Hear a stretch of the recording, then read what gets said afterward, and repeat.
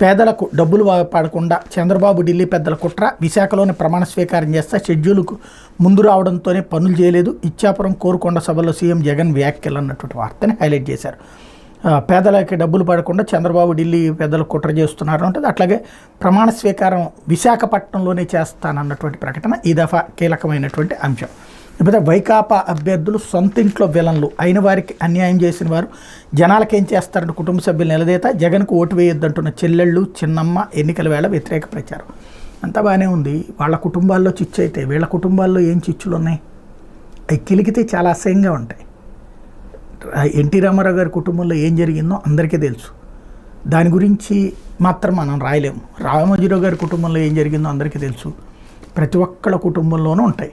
కుటుంబాల గురించి గెలిగితే ఫస్ట్ అసలు రామోజీరావు గారి కుటుంబం దగ్గర నుంచినే వస్తుంది కదా. కాకపోతే చనిపోయినటువంటి వాళ్ళ గురించి మాట్లాడుకోకూడదు. కాబట్టి కుటుంబాలను కెలికేటటువంటి దరిద్రపు జబ్బు పత్రికలకు కూడా పాకడం, సోకడం అనేది ఇక్కడే చెప్పినట్టు వైరస్ కంటే చాలా దారుణమైనటువంటి, దీనికి వ్యాక్సిన్ లేదు. ఏదైనా సరే ఆపరేషన్ చేయాల్సిందే, అంతకు మించి మరేం లేదు. లేకపోతే 3వ దశలో 64.5